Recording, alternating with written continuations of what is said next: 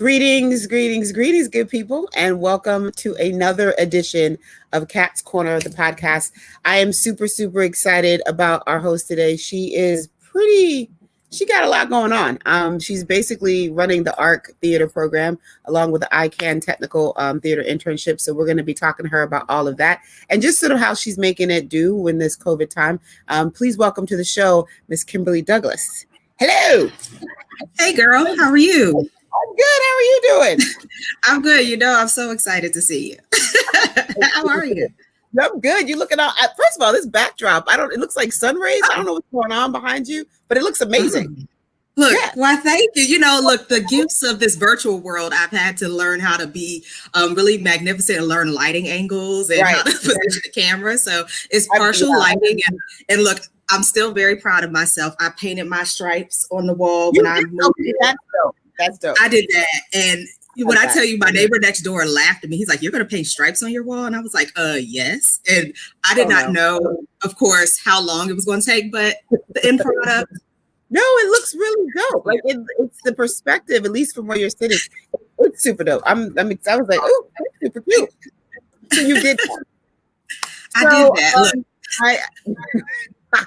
I'm super excited to have you on the show. And part of what I'm trying to do is really, really highlight. Right now, it's been a lot of women just because my love for Black women is big and deep and wide. At some point, there are some men coming, I promise.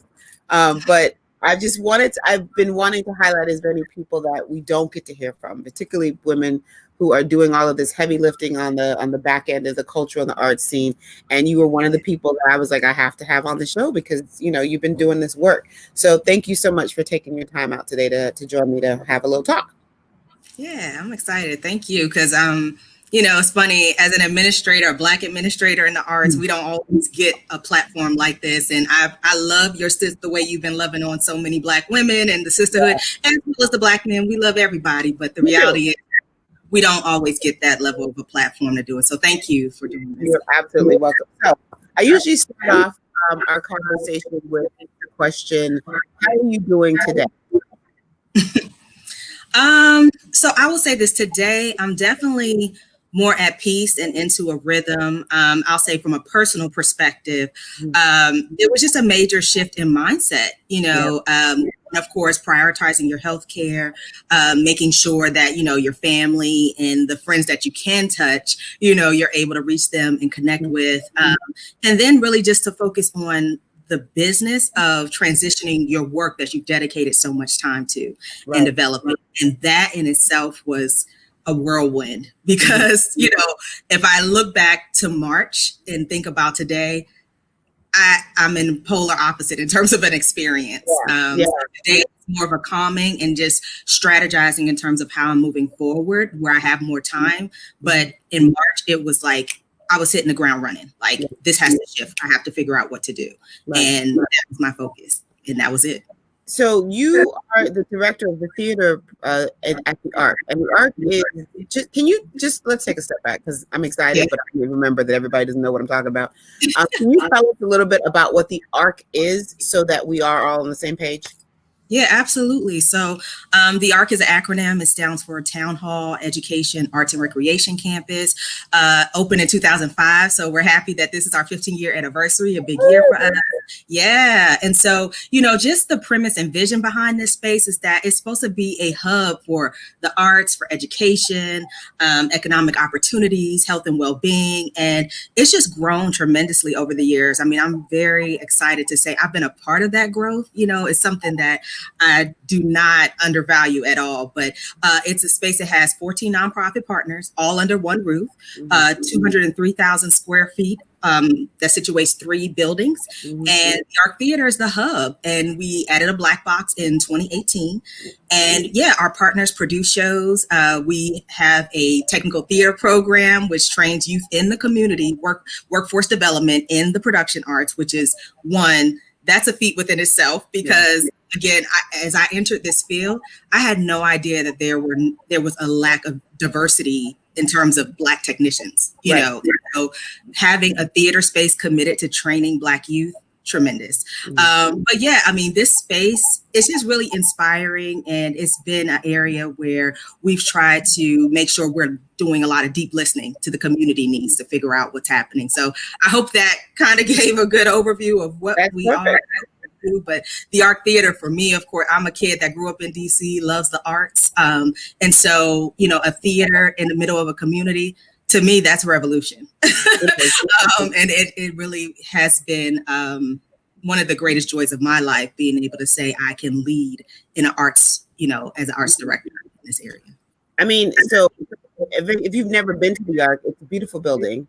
And the fact that you go through a neighborhood and like, boom, it's there. It's just like, I can only imagine how exciting it is for the community that is directly, like physically, you know, adjacent to it, how they are managing just to be able to have that space. And you all do, you do a lot. I mean, the ARC has a lot going on for it. So it's not even just the arts, but you also have like dental care and like medical facilities attached. So it's this real, it's this village that I think is really, really powerful.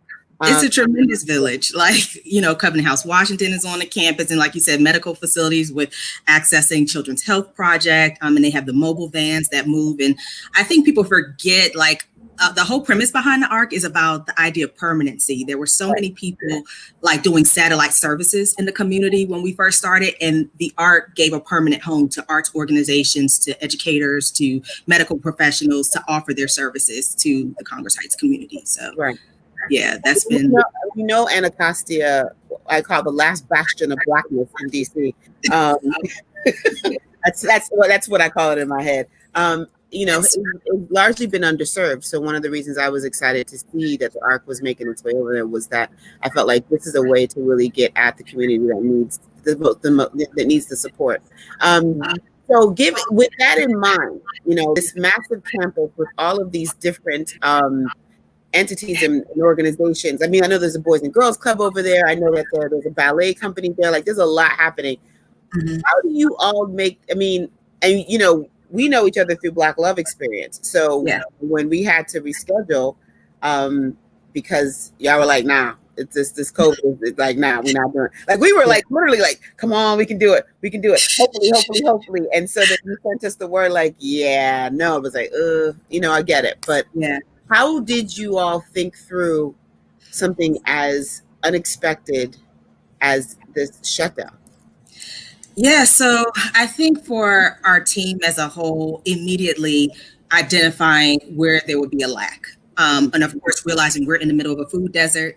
We knew that there was going to be a lack in access to medical care and services. And so literally, like, everybody, especially on our senior leadership team, sat down, did a huddle and said, no, this is where we have to pull together to find resources. This is how we have to, you know, just see how we can get cleaning supplies and everything. And it was a tremendous feat. And for me, you know, hitting the ground running, reaching out to all these people that we had scheduled on the books, such as Black Love and other upcoming events.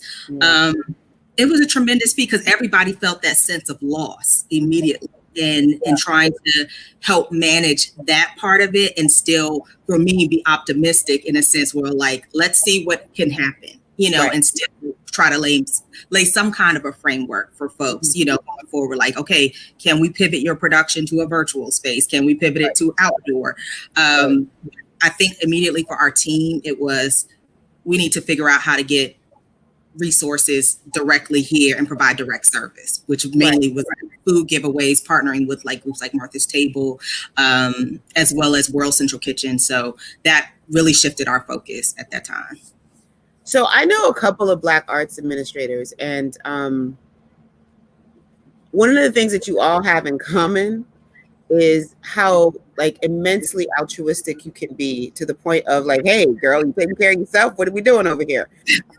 And every one of you that I've spoken to offline, part of the, like, there is the heavy lift of an entire community that you were serving in the role that you played. But then there was also the fact that you had a whole family life that you had to manage as well. And I asked this question of Danielle yesterday because I thought it was a poignant question. And I feel like it's I need to ask this question of you too. When you think about yourself in March, and all, and all the things that you were managing, and you think about yourself now, what is the biggest difference, and what are you most proud of? Wow. I think in March, it was Kim going into reaction mode, and for me, reaction mode for a couple of reasons. Not only was I dealing with the pandemic, my mom unexpectedly, went into the hospital. I was trying to just get some rest because literally when I heard the news, I was up till 1, 2 in the morning trying to reach people, trying to learn as much about the virus as possible. And so I will say I was in a space of, like many of us, deep uncertainty and just confusion and frustration. And honestly, I didn't recognize myself so much in March, just because like 1 minute I'm being a cheerleader and the next minute, like I'm like, I just have to sleep. I'm so tired. I'm so tired. And see me now, I've really embraced this time and have really focused on the lessons and how I can reshape my life, because I didn't realize how I was like on this treadmill for, and mind you, 13 years, just because I have a passion for the arts. I have a passion for what I do.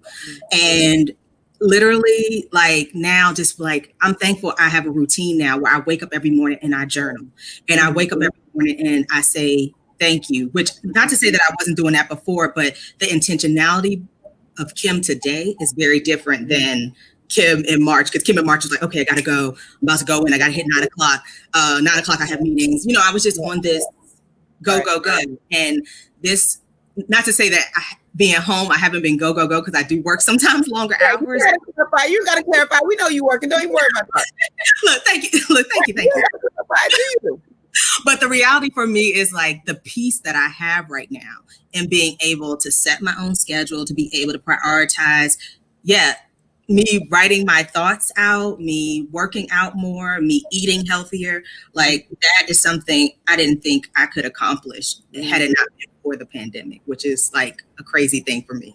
Well, let me tell you something. The pandemic is systematically redesigning everybody's life. And for those who really embrace that, we'll be better for it. Well, absolutely be better for it. Because one of the things that I've heard throughout every interview that I've done is that because of this pandemic, people are eating better. They're working out more. They have more time to think.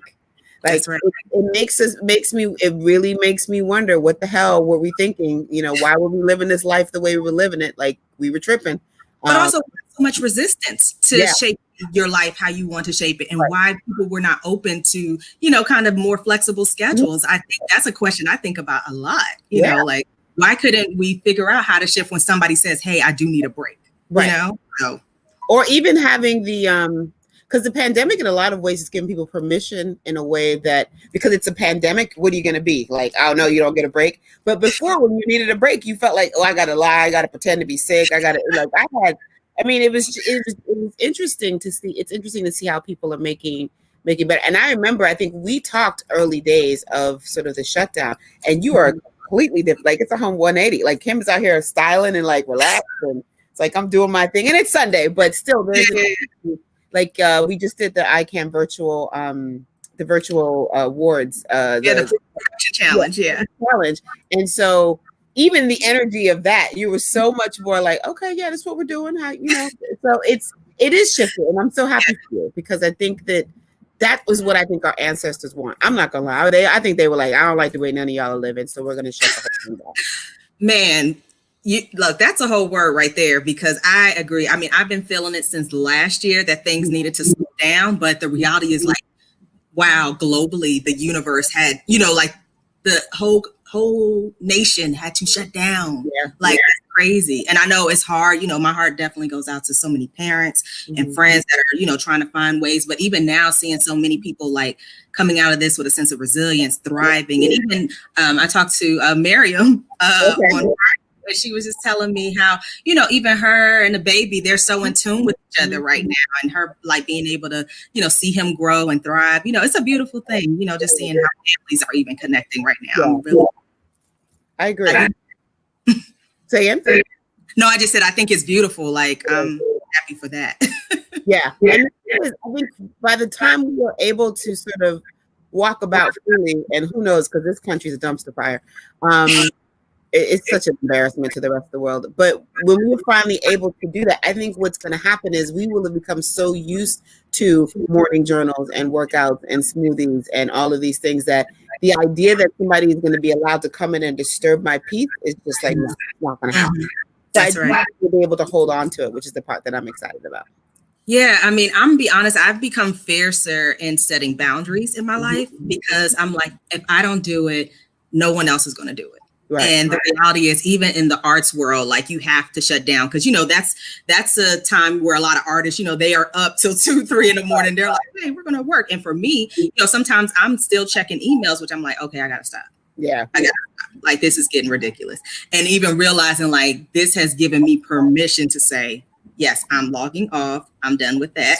I'll get back to it later. You know, it's been refreshing. That's dope. So I'm going to ask you a question that might put you on the spot, but it's from, you know, these are all spirit-led questions. I just roll with it. Do you feel appreciated? And the way I'm asking that question is that, and particularly for Black women that serve in these servant leader roles where you are out here really trying to help the community and really, you know, your passion is driving you. You know, you're not necessarily getting paid what you should. You're not resting the way you should, but you know, you're driven by this part of you that's bigger that says, this is the work that I do. But are there moments where do you feel appreciated? Like, do you feel like your work is valued and seen by the people that you serve? So it's kind of a mixed bag. Because in one respect, I will say yes, because, you know, when I see so many of the youth that we work with and them responding to the things that we're teaching them and even their small thank you, it goes a long way for me just because it's like, oh, they're paying attention. Oh, they see the value in this. And honestly, you know, from a kid, you know, that sees what you're doing, that performed on the stage for the first time, or even, you know, our youth, it's a great thing to see them be empowered, but also to appreciate the lesson that's imparted. I think a lot of people don't understand the kind of work that I do, which takes, you know, a lot of development work, curating, doing the day-to-day administration, operations, sales. And so in that sense, no, just because people tend to, it's just more so a gimme mentality, like, oh, you need to do this for me. And, you know, and don't get me wrong, I do get some folks that will write a nice note or show appreciation, but a lot of times, you know, I do it just because I love it so much and I want to see a great end product. So it's a hard question to ask because, you know, I wish there were more ways where there was a community of folks that could love on one another and show that level of appreciation, but it's hard, you know, because all of us are trying to figure out how we're doing the work. Right. And yeah, so. Yeah, the reason I asked this is because I teach at Bowie State, and one of the classes I teach is marketing and branding for artists. And a lot of my students, when we're talking through their projects and how they're going to get the word out about what they do, you know, one of the things I tell them is like, look, I create from a Black space, like that. I care about Black people and Black culture. It's capital B all day over here. And I have been told time and time again, you really shouldn't say that out loud, this, that, and the third. And, you know, there's this game that you play because you're so passionate about it, where you're constantly energetically robbing Peter to pay Paul so that you can get all this stuff done. But I remember telling somebody, I said, one of the lessons I had to learn was that in creating this space, or whatever this is about Black people for Black people, sometimes Black people don't appreciate what you do, you know? And I'm a scholar. No, you said there's a lack of appreciation, and if that's what you're in it for, like, this is not the place for you. And so I'm always wondering how those of you who, particularly because I think what people don't understand, that arts administration is 90% administration. Like, you spend probably more time on the phone filling out forms and trying to negotiate deals than you do to actually do the creative process that you like so much. So but the appreciation piece is, you know, you do all this work and nobody comes, or you do all this work and like 10 people show up, and we appreciate those 10 people, but You know, it's just when I think about the fact that you guys are directly across the street. Yeah. You know, I wonder sometimes, like, is there a realization of how important this is, and what that does for your work?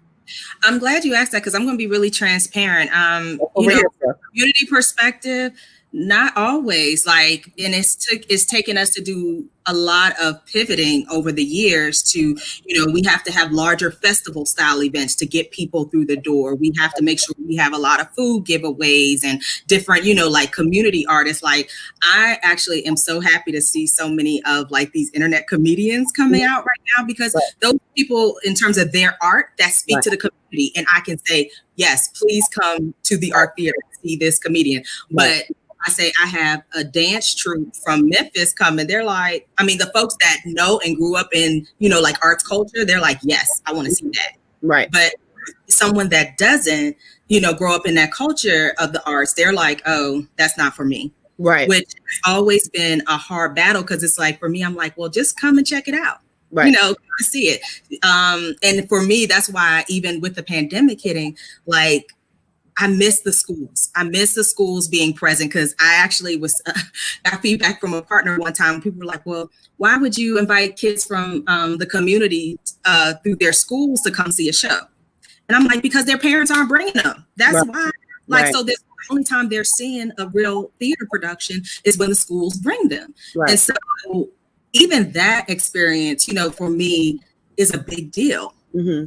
Because that's, to me, the entry point where kids understand what arts can mean in their life, and they get to see people who look like them and people who don't look like them sometimes, just to have that of exposure. But when I tell you, it's been, for me, ever evolving, and curating and trying to figure out what will work to get people in, and also being very humble and saying, I need help. I need people to help me bring people through the doors sometimes. And sometimes it works and sometimes it doesn't. Sometimes people will see a show and I'm like, yeah, no. They'll just instantly yeah, no. Yeah. And then I'm like, okay. What do I do? It's rough, because I think that particularly as Black people in this country, we have been so socialized to focus on things having to have some sort of transactional sort of thing. And then, and even we've been socialized to value things outside of our community a little bit more. So, I'm from that 90s Golden Street era, U Street era, where, we had to fight to get people to come, and it's part of the process. And I just worry sometimes, because, I see all the effort, and I don't think people understand that. Yeah. It's a cycle. So if you don't show up to this show, then I can't show value. And if I can't show value, things might get cut. And if things get cut, then you won't have anything. And then it'll be like, it's just this really weird thing. It's like, okay, y'all do need to understand that we don't, if we don't get support, then we can't be here.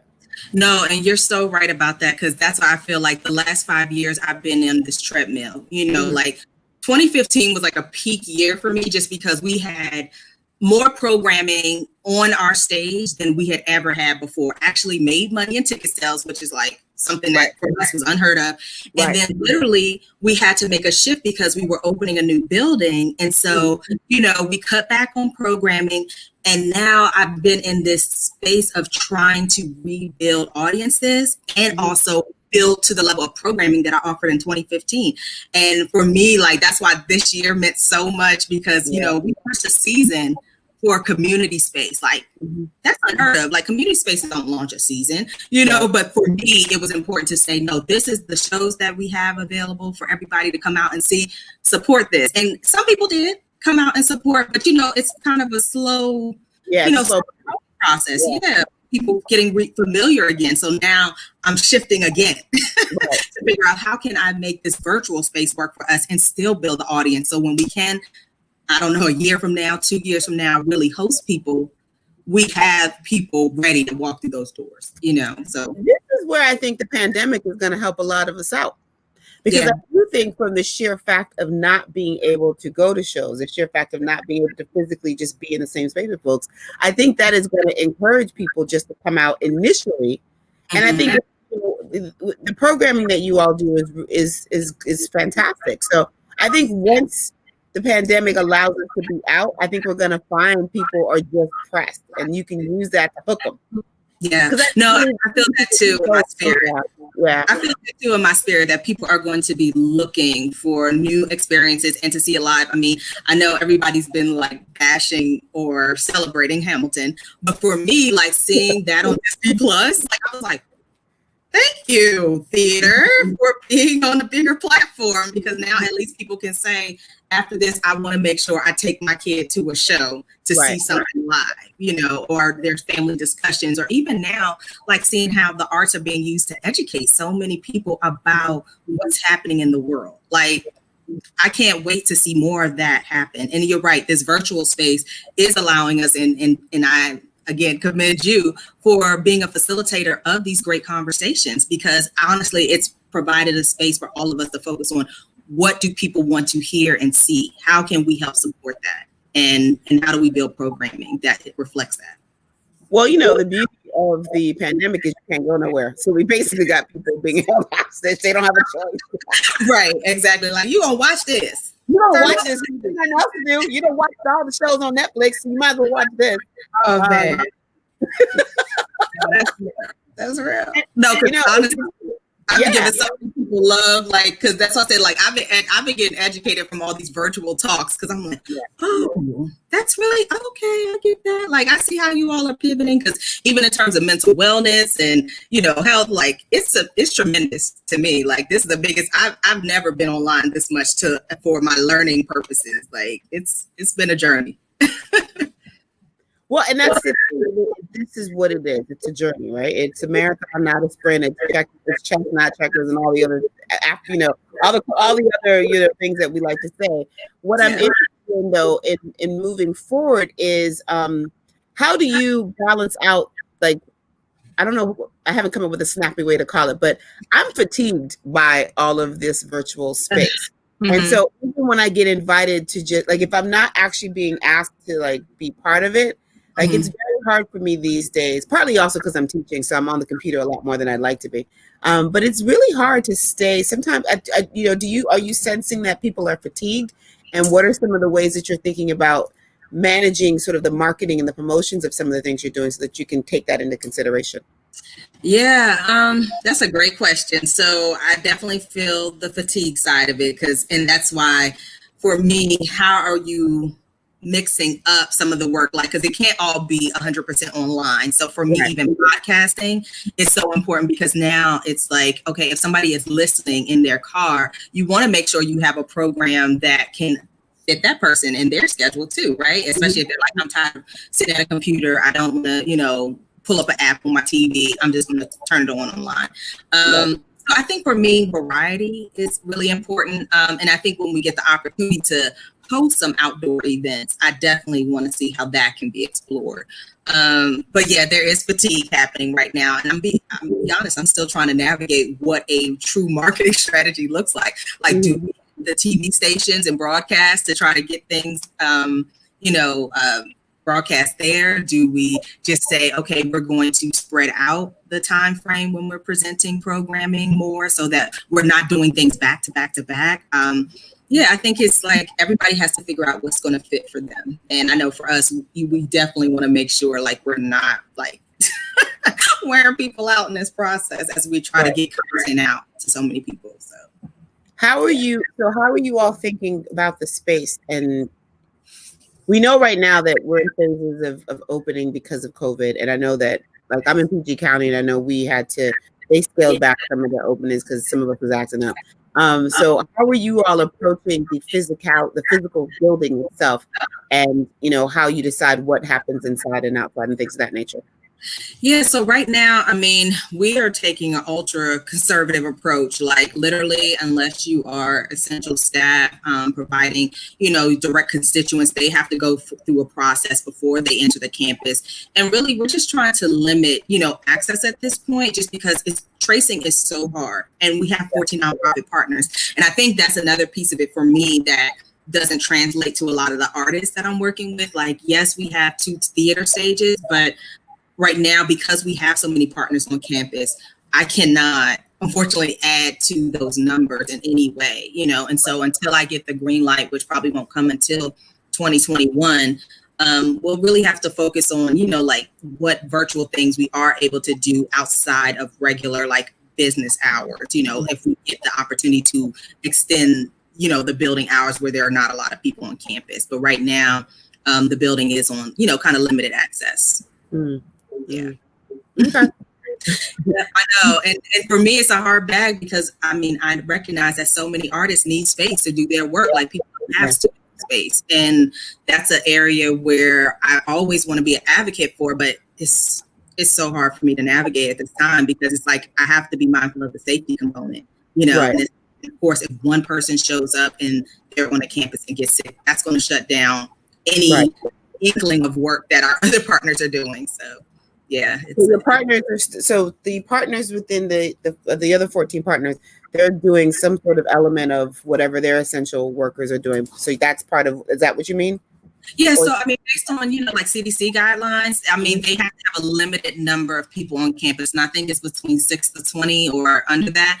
But we're asking them to really keep it bare bones. So unless you have to be on campus, like we prefer, you still institute a virtual, program or connectivity.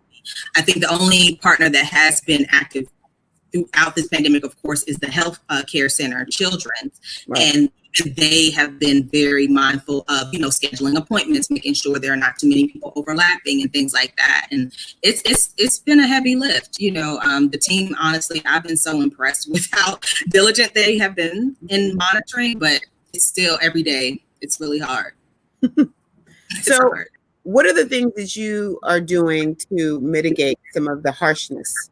You have your meditation, you have your journal. What else, what else are you doing for yourself to kind of practice radical self-care?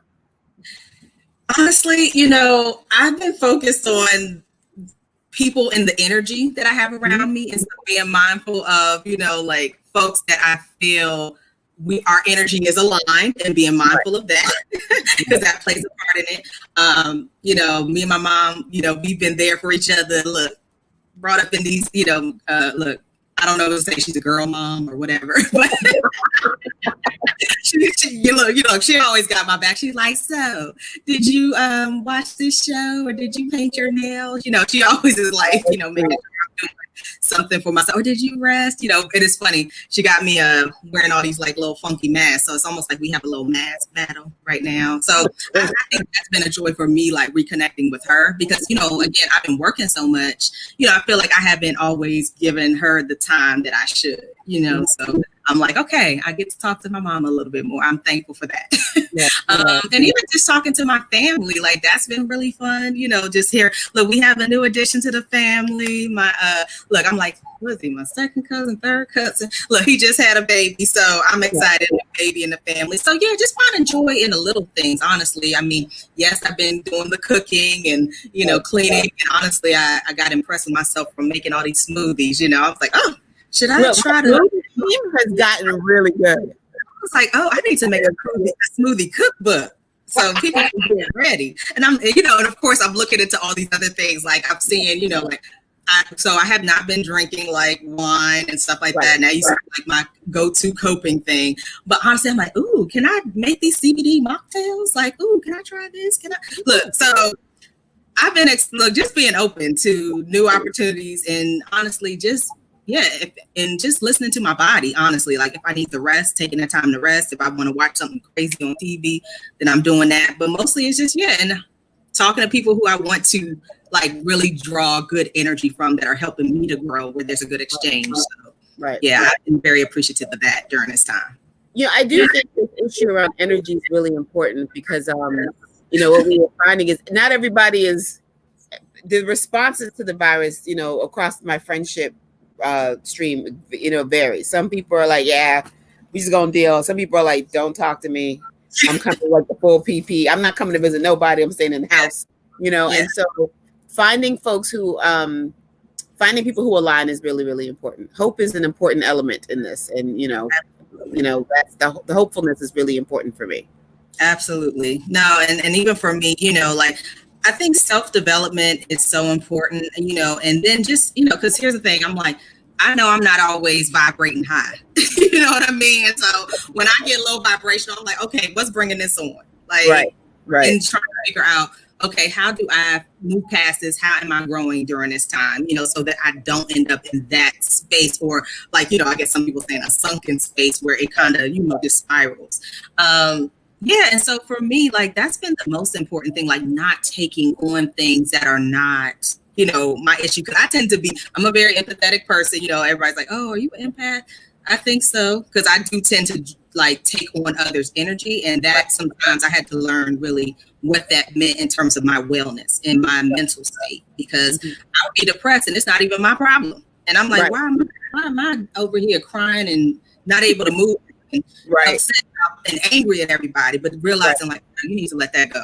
That energy don't belong to you. So that's been also a priority for me, like really learning myself during this time.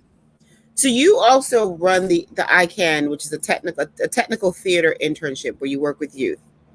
And, you know, adults, we got issues. Sometimes we're not right in the head. Like, just the way we roll sometimes is extra. But you continue to work with youth. And I wonder, based on your experiences and your interactions so far, how do you think some of the youth are managing this crisis? Yeah. So I want to credit, it's an incredible team, you know, that helps run this program. And I've been super impressed with them as a whole, just how seriously, you know, they committed to this transition in my direction. And I think as a team, we worked really well in terms of making this pivot. To the young people that, you know, decided to stay on board with us, I'm so impressed with them. Like, so many of them have started their own businesses, you know, and even when we saw all that ugliness happen, that when George Floyd got killed, immediately I was like, I need to talk to them. And so I sent them a message through our group chat, and we scheduled a time just to touch base. And I'll say, you know, Joyce, Kevrell, Demetrius, they all have been great with already doing check-ins with the interns. But I was like, I need to hear and see myself, you know, and I was really inspired by how they, were taking care of one another, using this time constructively, and also how they were so focused on just justice right now. Like, I was like, well, I don't know why I felt like so inspired and invigorated by seeing their energy about these things. But honestly, they've been doing, you know, really well, despite. You know what I mean? Because again, it's a transition. You can't be around your friends. You can have brothers and sisters they're helping to raise. But I will say, I feel like as teenagers, they've taken it in stride and have really grown a lot from it. And I'm really proud of them. They're amazing. Like, really. Yeah. Well, I think that's a testament to the safe space you all have created for them. Shout out to Demetrius and the team. I mean, and Joyce and Kevrell, they're awesome. They've done a great job of making people, and I think this is why it's important that organizations and buildings like the THEARC exist, because you all were able to still continue to give them some semblance. When we initially had to go remote, a lot of my students who were previously face-to-face, you know, I would meet with them every week online with the video, and they were like, this is one of the few things that's keeping me sane, you know, just that normalcy of having to see a familiar face. So I think that, and you can see it in the challenge. So, you know, the challenge that you did, I was like, they did all that on their own, right? Without like, all on their own. I mean, we of course gave them tools, but I'm so glad you said it, because we wanted to make sure we were keeping a sense of normalcy going for them, you know, and letting them know we didn't forget you. Like, we understand, like, there are forces that are, you know, beyond our control, but we want you to know we see you, we care about you, like, we're dedicated. But they did that production challenge all on their own, and I was so thrilled to see it. Like, I think it was that one group of visionaries, and look, they did the whole focus on Black artists. I was like, oh, I was like, this is everything to me right now. Like, I love this so much, and just the fact that it was all DC artists that got featured, and just, you know, y'all provided this space for people to be truly authentic and tell the story of DC artists. Thank you. And they did it with, you know, such grace in terms of meeting the deadlines. And I'll tell you, it wasn't easy creating a culture, you know. Virtual space. And so that's why I say I really give a shout out to the team, because, you know, they did that. You know, I definitely chimed in. Okay, well, this can happen, you know, this should happen, can happen, talked about the money, of course, but no, they did that all on their own. I'm so happy. They did a great job. I mean, one of the things that I'm hoping, people keep asking me, like, is the plan to continue this series past whatever this pandemic looks like? And I was like, well, if somebody wants to help me produce this thing, absolutely. But for the most part, I'm doing this because I think it's important to have a document of this time, like how people were actually faring, and get people to tell their stories and share. Like, we have everybody's attention. We might as well let them know who you are. That's right. That's right. Yeah. So when we, one of the things that's also happened as a result of the pandemic is the sort of the global uprisings. Black folks and brown folks and white folks are getting together and pushing back on a lot of the sort of the racial aspects of what it means to be oppressed. And so I'm wondering, you guys are in Anacostia. You guys are based it's based in Anacostia. How sort of Black Lives Matter, how protest activism is feeding into maybe some of your programming and how you're thinking about programming moving forward. Yeah. Great question. So, we've always been committed to telling Black stories and a Black experience. I don't know if folks know that, and I get some folks are like, oh, you guys don't do it on a high level. And I don't understand totally what that means, but all right. But the reality for me is it's always been a priority to tell our stories, regardless of, if we're telling a historical narrative or a modern day, like DC Black Broadway, story. And for me I feel like I have to be fiercer in that approach and connect with presenters and producers that align well with that vision. Because for me, it's not only, it's all of the Black stories. Like, I know you connected me with Jennifer and, the Black disabled lives. And, I've met so many Black trans folks and LGBTQ. I'm like, we got to get these stories out, so that we're telling the whole story. And folks forget, like, theater is a great platform to do that. And even mental wellness and education, like, so for me, I'm definitely focused on the wellness aspects and incorporating more of that into the curation of the season. Also, more of the youth component. I would love to see, or I can lead more of, the programming that gets mounted from their perspective, just so that you have more of the youth voice incorporated. Because, for us being in the center of the Congress Heights neighborhood, which is like a few steps down from Anacostia, a lot of times that piece of the story gets missing too. You know what I mean? Just because in our immediate neighborhood, a lot of people are like, oh, it's all connected. Like, no, it's just very, yes, from a culture standpoint, like this is where most of the, Black people are, and we're in the middle of that. But yeah, it's, for me, one of the things I'm prioritizing and how we show up. But again, we've always really been focused on how we're telling those stories. I hope that gave a okay idea, because I'll be honest. And I apologize because I keep wanting to put the ARC in Anacostia. It's Congress Heights, Rissy, get it together. So I apologize. Shout out to Congress Heights, no vex. I'm just messed up. It's all good. It's an education. Yeah, but I think that that's a big component of it.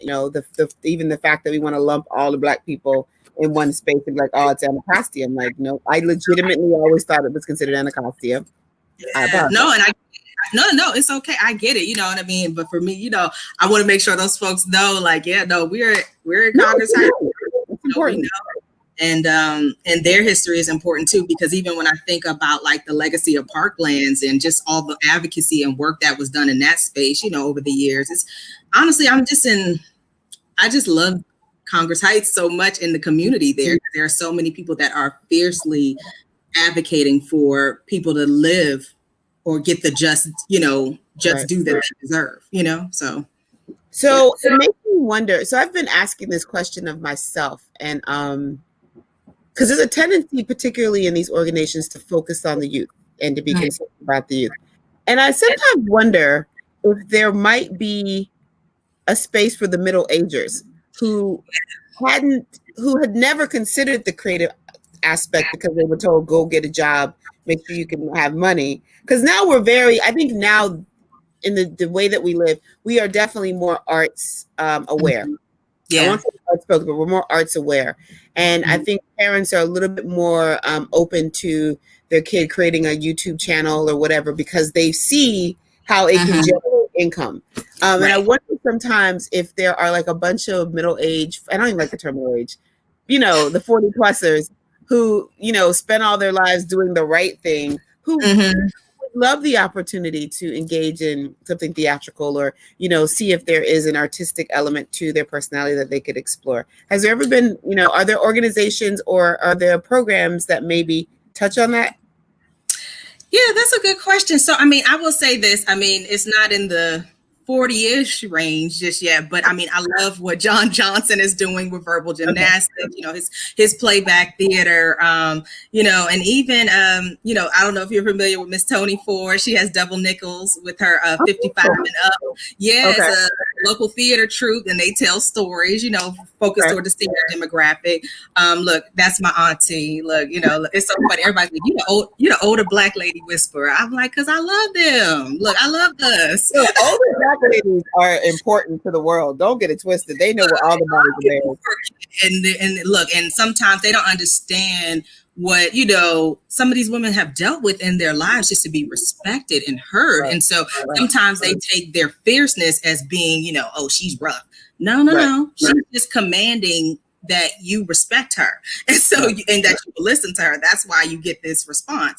But the reality is they have so many gifts that they're willing to impart on us. And honestly, I take it as an opportunity always for me to connect and hear their voices, because, you know, if it weren't for them, I wouldn't be able to do what I do. I wouldn't be able to be here. But yeah, I think there is room, and even for folks that want to get their hands dirty, you know, like scenic design, like if people want to build, you know, they definitely could start to explore that. I know over the years we have kind of gone up and down, fluctuated a bit in terms of the programming, just because we haven't always gotten the response that we wanted. But I think now, again, an opportunity, you know, where we can put that level of programming out, where folks can say, hey, we can help you learn how to build a bench or a desk, or even if you want to come to an improv session online, let me refer you to this group and we're going to host their program. So I think for me, that's something that I definitely am prioritizing, because it's needed. You know, everybody needs an outlet.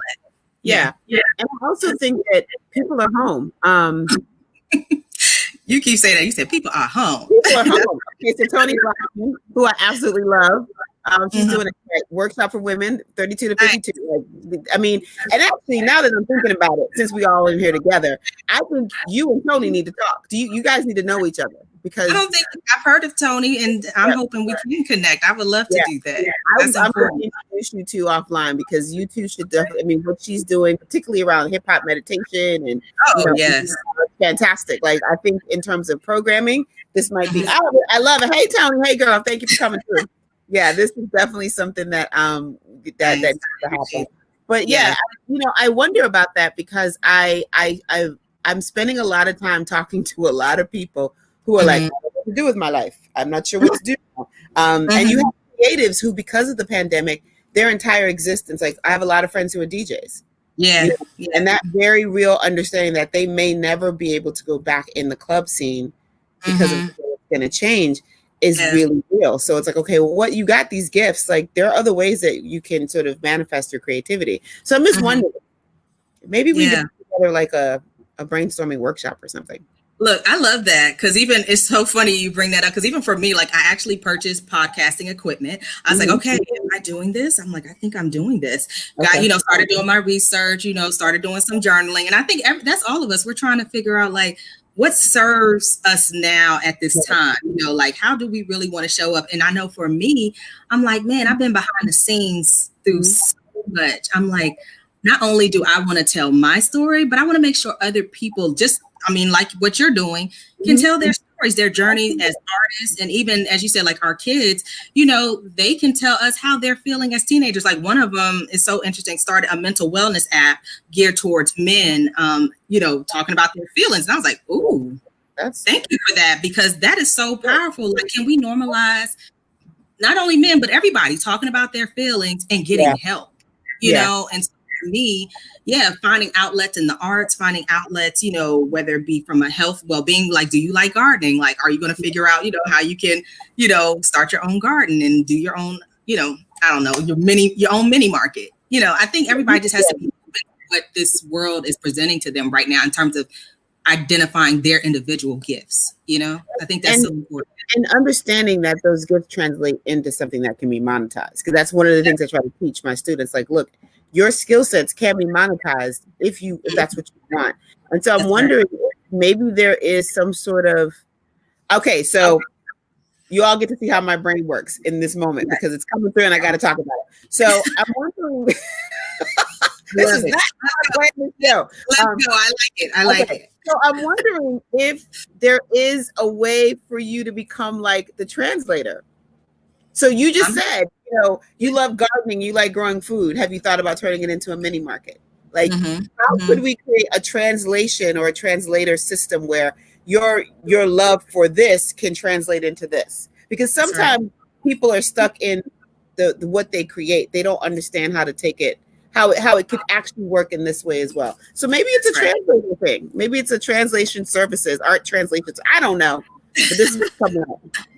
No, but I mean, and especially right now, we have to figure out like, how are these, you know, new emerging artists going to impact a new creative economy? You know what I mean? Like, what does that look like now? And honestly, it's going to be made up of so many people that are emerging makers that want to figure out how, okay, I can, to your point, monetize this new skill set and it be something that's fruitful for me and my family and something that I actually get gratification from in doing it and producing it. So everyone well, they will start with, well, when the pandemic hit, and that will be the lead in. So I'm like, maybe there's a translation service that can be created where people just sit with the arts person, talk to them and say, okay, well, have you thought about it this way? No, and I'm glad you brought up sitting with the arts person, because a lot of people, you know, they're like, oh, the arts people, they're just, you know, blah, blah, blah. But honestly, I've seen so many arts people lead these transformative, you know, like not only discussions, but just what I guess strategic thinking models that are helping people to take their work just to another level. Because I'll say this, people forget that the arts, you are taught automatically problem solving. You are taught how to communicate, how to strategize. And the reality is, you know, especially when folks get regimented, you have to realize like, okay, the arts are a tool to teach you how to pivot. And honestly, that's been my joy. And like, I haven't felt defeated during this time, but it's been like, okay, what's the next step? What's the way? So you're absolutely right. A translator that can help folks kind of to see the different path, the different vision, I think is so important for folks at this time.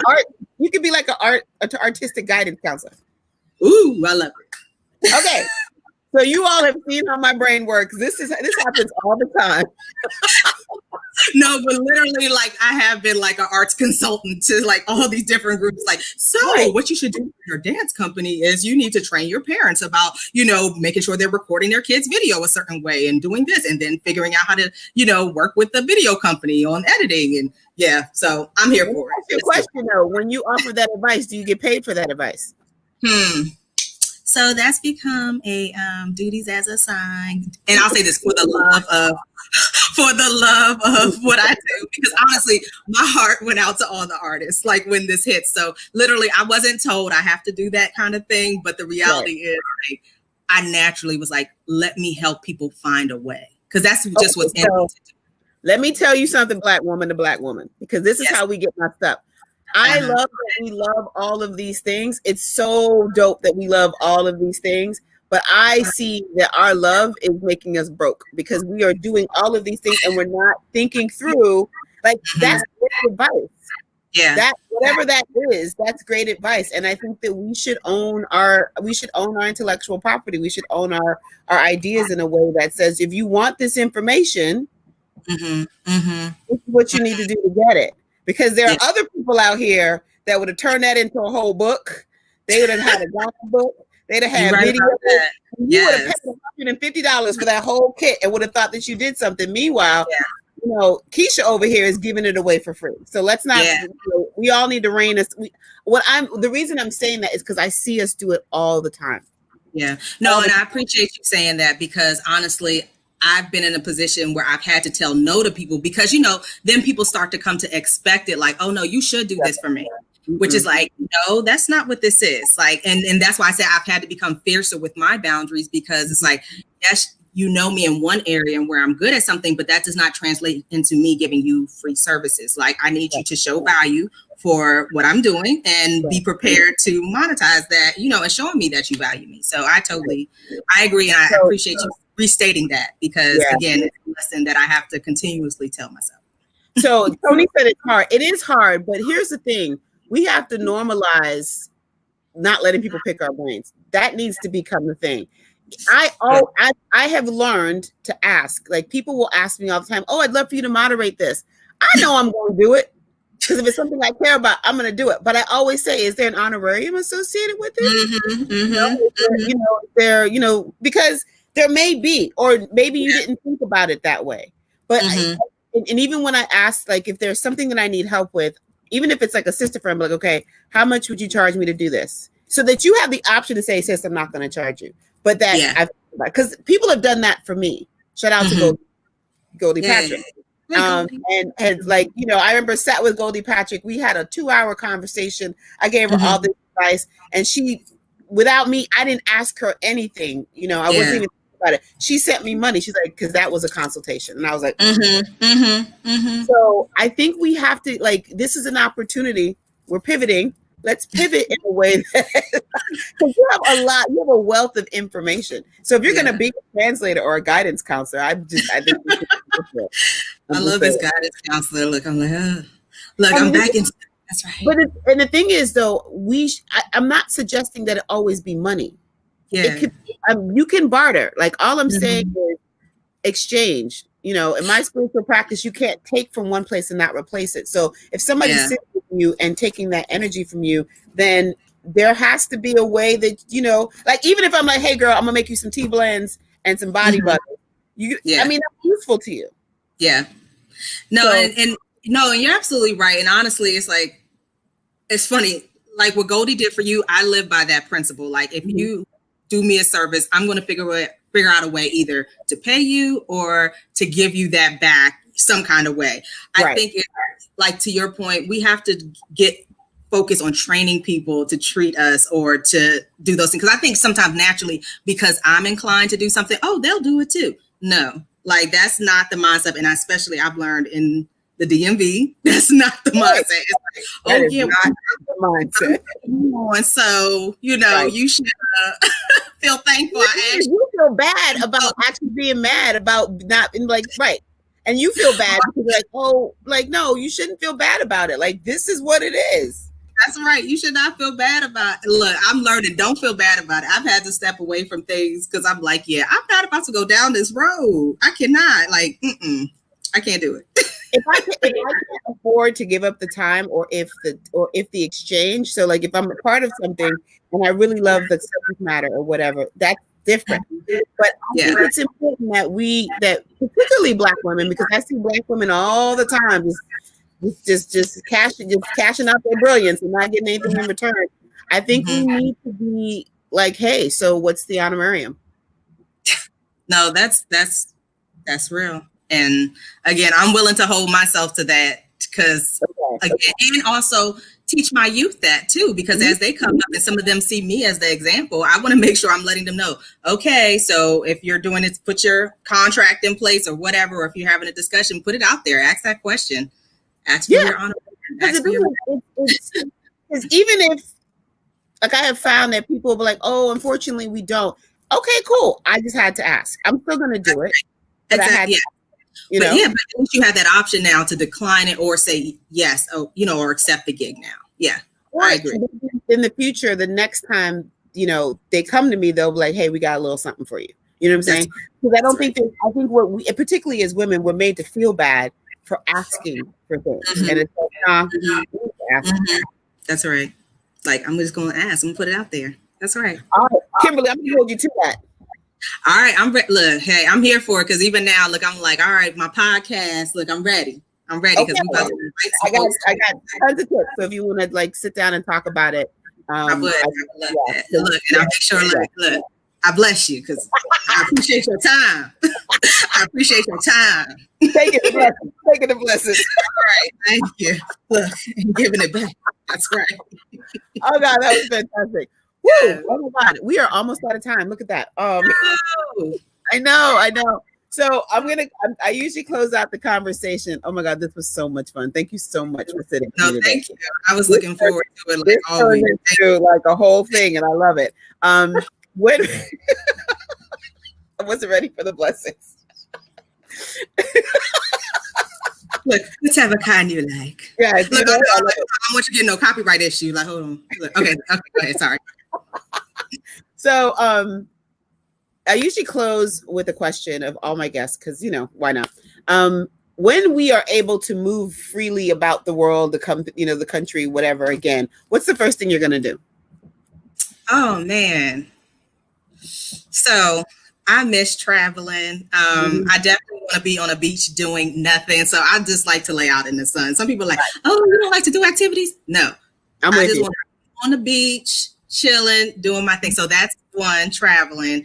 I definitely can't wait till my family, we all get together and have a party because that's what we do. We party together. And that's a beautiful thing when you can party with your family. You know what I mean? So that for me will be really fun. And I'm gonna try my hand at look, I'm like, okay. Just say it. Let's go. So I'm not an outdoor look, even now, I know you're like, oh, like the pandemic doesn't have to be over to do that. But I said I was gonna be more of a like farmer gardening person. I'm trying to work up to that, but I feel like once like this thing ends, I want to be more sort of nature. Out nature, going on hikes a bit more. Because honestly, I know people that are going on hikes now. It makes me a little paranoid seeing some of the crowds that are out right now at the hiking. So I do want to get more into like doing more like outdoor sports and things like that. I'll say that's never been like really my bag. Like I'm like riding bikes. What? Ugh.